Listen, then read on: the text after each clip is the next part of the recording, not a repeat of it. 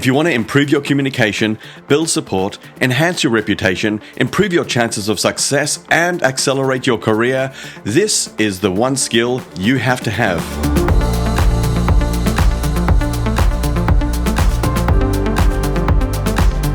Hi, my name is Raf, and welcome to RISR, where my mission is to help you go further faster. And I wasn't exaggerating. The importance of identifying stakeholders just can't be overstated.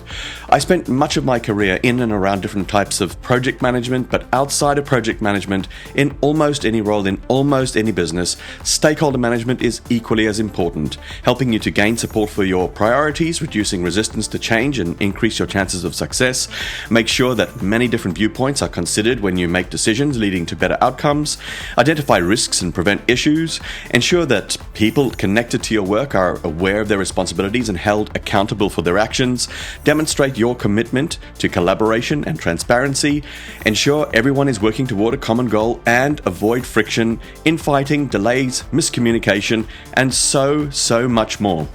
If you haven't yet seen my Stakeholder Management 101 video featuring Kodak and Jane, the grocery store worker, I suggest checking it out to get a basic understanding of this topic.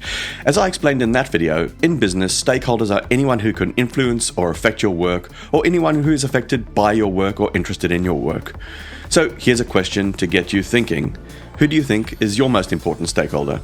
It's not a rhetorical question. I actually want you to pause the video, think about it, and write the answer down. And I'll come back to this a little later. Firstly, let's talk about types of stakeholders. You have your internal stakeholders who exist within your organization, and your organization can be your company, your department, or even your team or project. And of course, you have external stakeholders who reside outside of that organization, customers, suppliers, other departments, and so on. Now, stakeholder management is the process of identifying, analyzing, and prioritizing the needs and interests of these stakeholders, and also includes developing and implementing various strategies to engage and manage them, allowing you to achieve your goals. Just to be clear, we're focusing on the first step of stakeholder management, identifying your stakeholders, something I've found many people outside of project management have trouble with, where to begin, what methods to use, and so on. I'm now going to unpack 5 practical and easy ways to do this. Number 1. Understand your process. Now, as I've explained in other videos, we are all part of one process or another, and all processes are made up of steps, each with inputs and outputs. Whatever the scope of your stakeholder management exercise, whether it's a particular business initiative or even just your job in general, think about the process or processes involved and identify who might be affected, who might be interested, and who has the power to influence these processes. These are 3 questions I find myself asking over and over again when identifying stakeholders, and I think of them both in terms of internal and external stakeholders. This is a very effective way to identify who your stakeholders are, but there are other more specific questions that might help as well, such as who benefits from this? Who are the users of the product, service, or system or process? Who are the suppliers or partners involved? Who has some other sort of stake in this? Of any type. It could be organizational, financial, regulatory, or anything else, and who else can influence or impact the process.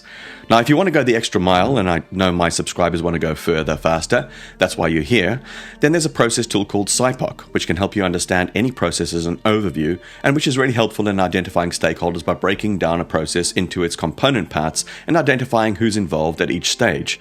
I've got a pretty comprehensive video on it with a link below if you want to check it out. By mapping out the SIPOC, you can identify the suppliers of the process, the inputs they provide, the process itself, the outputs it produces, and the customers who receive those outputs. And by doing so, you can identify pretty much all of the stakeholders with an interest in the process and its outcomes. And number 2 is to ask people that you know. Sounds pretty obvious, right? Well, even though it is, in my experience, it's not something people actually do very often. Remember those 3 questions I always ask myself? Who might be affected, who might be interested, and who has the power to influence? Well, start making a list of all of those people, and then from that list, select people you know that are highest in those 3 areas and ask them who they think are the most important stakeholders, and then add them to your list as well. Now, a couple of tips here. Sometimes it's helpful to get them thinking in the right way to draw this information out. After all, Not everyone understands stakeholder management even to the degree that you now do, so bear that in mind. Some useful questions you can ask include, what are their thoughts on the topic that you're working on? Get their opinion and get them thinking about the pros and the cons, the dependencies, and so on and so forth, which might uncover new stakeholders that you hadn't yet considered.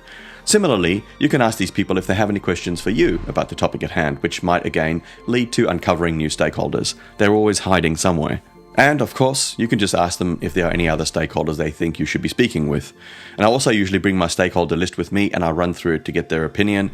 But, and you might find this a little unusual, but I save sharing my stakeholder list right until the end. It's the last thing that I speak to them about because I found that it can influence them and actually prevent them from thinking more broadly. In my experience, there's more upside and less downside to doing it this way. Okay, number 3, brainstorm. Brainstorming is actually a great way to identify stakeholders, particularly if you're on a project or there's an initiative where you can get a team together or a manager who can easily get a group of people together. Now, in general, the more diverse the group, different roles, different areas, the more comprehensive your list is likely to be. Brainstorming doesn't have to be a big formal thing, and it doesn't usually take a long time, so it's easy to incorporate into an existing meeting or even do on the fly. Again, I found that some prompting questions are extremely helpful in getting a good result quickly. And again, the less that you lead the witness, the more likely you are not to influence the group, and you'll get a better result. So I suggest starting off with broader questions like the 3 that I mentioned earlier. Who's affected, who's interested, and who has the power to influence, before moving on to more specific questions to tease out more stakeholders like, are there any specific roles that might be interested?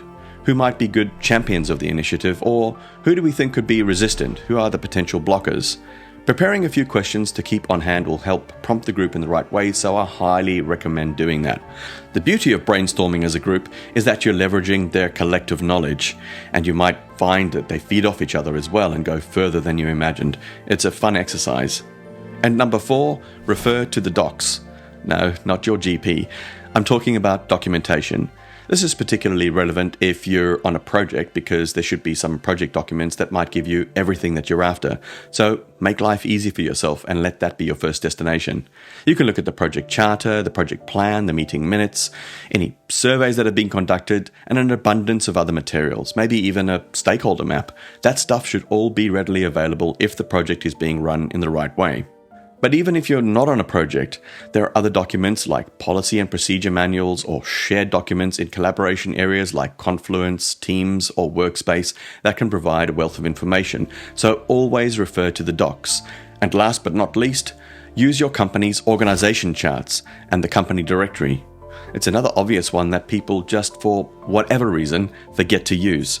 Your organization chart is actually a really valuable tool. It'll give you an idea of formal reporting lines that can really help you identify power dynamics and areas of influence in your organization, so spend some time there. I think it's crazy how few people actually engage with their org charts to understand who has authority over different areas, who's connected to who, and which areas are connected to other areas, and generally how the organization functions as a whole. Your internal directory, if your company has one, is equally useful for the same reasons, and it's sometimes combined with the org chart. The directory can sometimes contain additional information about roles and responsibilities as well, so use it. Now, a little tip, for both of these, typically you'll be able to conduct searches in different ways using keywords and filters, drilling down into departments, locations, titles, and so on. But when it comes specifically to titles, don't make the mistake of relying only on job titles to determine if someone is important.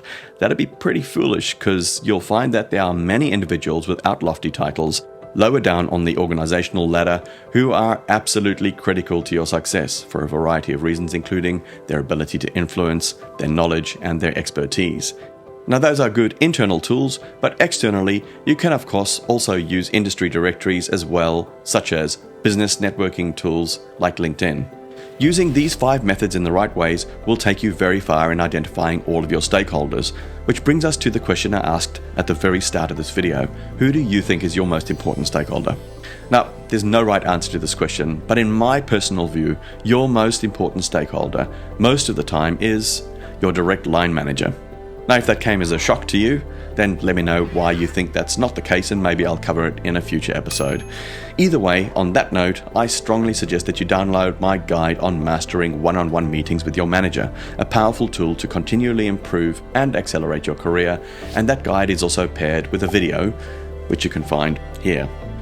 If you've been following the Stakeholder Management series of videos, we've now covered a basic overview and how to identify stakeholders, so the next step is how to prioritize those stakeholders effectively. So click here or wait a few seconds till the end of the video to grab that one where I cover not one, not two, but 3 of the most powerful tools that you can use to prioritize your stakeholders and how to tailor each of them to meet your specific needs.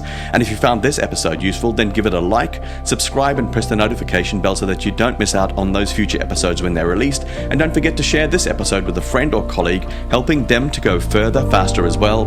Till next time, keep rising.